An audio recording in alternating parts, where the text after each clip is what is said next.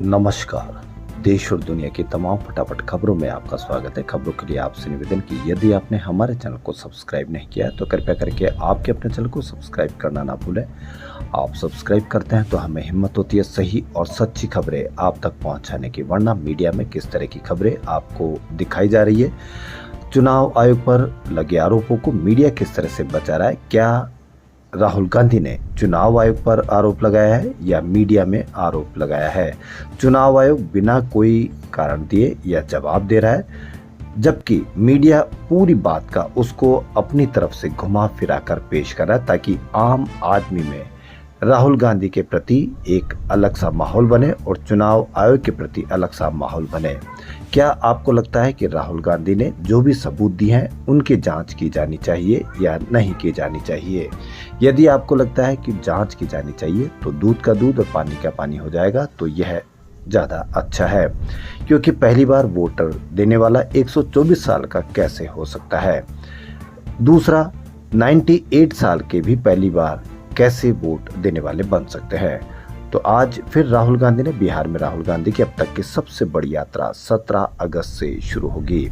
Voter verification और चुनाव में वोट चोरी के आरोप पर कांग्रेस नेता की वोट अधिकार यात्रा 23 जिलों से गुजरेगी, जो 50 विधानसभा सीटों को कवर करेगी।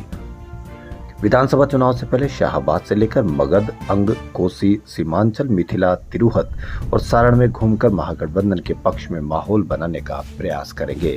राहुल गांधी जिन 50 विधानसभा सीटों पर घूमेंगे उसमें से 23 सीटें महागठबंधन ने 2020 विधानसभा चुनाव में जीती थी।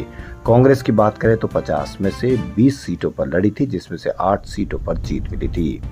वहीं लोकसभा चुनाव से पहले जनवरी 2024 में राहुल गांधी ने बिहार में 5 दिनों की भारत जोड़ो न्याय यात्रा की थी। इसके बाद हुए लोकसभा चुनाव में 5 सीटें सासाराम, औरंगाबाद, पूर्णिया, कटिहार और किशनगंज महागठबंधन के खाते में गई थी। कांग्रेस सांसद राहुल गांधी ने मंगलवार को कहा कि केवल एक सीट नहीं बल्कि बहुत सी सीटें हैं जहां वोटर लिस्ट में गड़बड़ी की जा रही है। यह नेशनल लेवल पर सिस्टमेटिकली किया जा रहा है।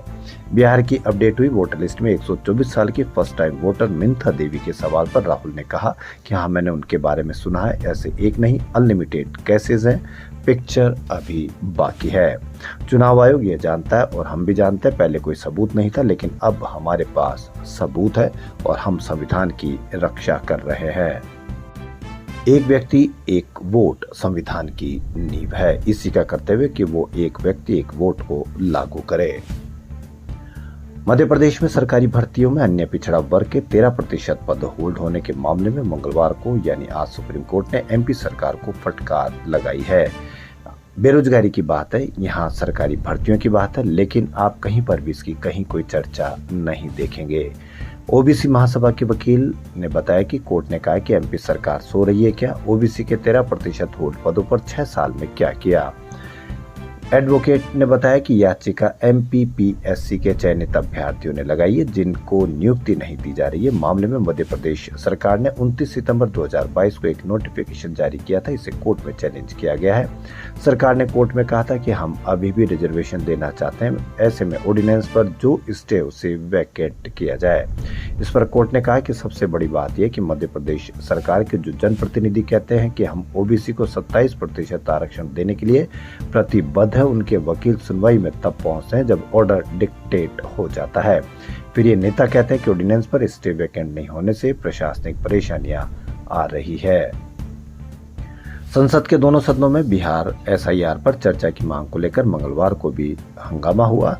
इसके चलते लोकसभा और राज्यसभा स्थगित कर दी गई। पिछले कई दिनों से हंगामा होता है और सरकार लोकसभा राज्यसभा को स्थगित कर देते हैं और लोकसभा राज्यसभा में बिल पास किए जा रहे हैं। विपक्ष की अनुपस्थिति में बिल पास किए जा रहे हैं, यानी उन पर चर्चा किया जाना उचित होना चाहिए या नहीं होना चाहिए। शाम 4:30 बजे लोकसभा की कार्रवाई शुरू होते ही हंगामा होने लगा। विपक्षी सांसदों ने कागज फाड़कर स्पीकर की कुर्सी की ओर फेंके। संसद की कार्रवाई शुरू होने से पहले प्रियंका गांधी समेत इंडिया ब्लॉक के सांसद मकर द्वार पर मिंथा देवी के नाम और तस्वीर टी शर्ट पहनकर पहुंचे। विपक्ष का दावा है कि मिंथा देवी बिहार चुनाव आयोग की वोटर लिस्ट में 124 साल की फर्स्ट टाइम वोटर है। सुप्रीम कोर्ट में मंगलवार को बिहार में चल रही स्पेशल इंटेंसिव डिवीजन यानी एसआईआर पर सुनवाई हुई। आरजेडी सांसद मनोज झा की तरफ से पैरवी कर रहे वकील कपिल सिब्बल ने कहा कि बिहार की वोटर लिस्ट में 12 जीवित लोगों को मृतक बताया गया है। इसके साथ ही सुप्रीम कोर्ट ने मंगलवार को भारतीय चुनाव आयोग के इस विचार का समर्थन किया कि आधार को नागरिकता का निर्णायक प्रमाण नहीं माना जाना चाहिए और कहा कि इसका स्वतंत्र रूप से सत्यापन किया जाना चाहिए। कैश कांड मामले में इलाहाबाद हाईकोर्ट के जस्टिस यशवंत वर्मा के खिलाफ मंगलवार को लोकसभा में स्पीकर ओम बिरला ने महाभियोग प्रस्ताव को मंजूरी दे दी। प्रस्ताव में इलाहाबाद हाईकोर्ट के जस्टिस यशवंत वर्मा को पद से हटाने की मांग है। स्पीकर ने जांच के लिए 3 सदस्यीय कमेटी का ऐलान किया। इसमें सुप्रीम कोर्ट, हाई कोर्ट के एक जज और एक कानूनविद शामिल है। जांच समिति की रिपोर्ट आने तक ये महाभियोग प्रस्ताव लंबित रहेगा। तो खबरों में फिलहाल इतना ही। यदि आपको हमारा चैनल पसंद आए तो लाइक, सब्सक्राइब और शेयर अवश्य करें। धन्यवाद।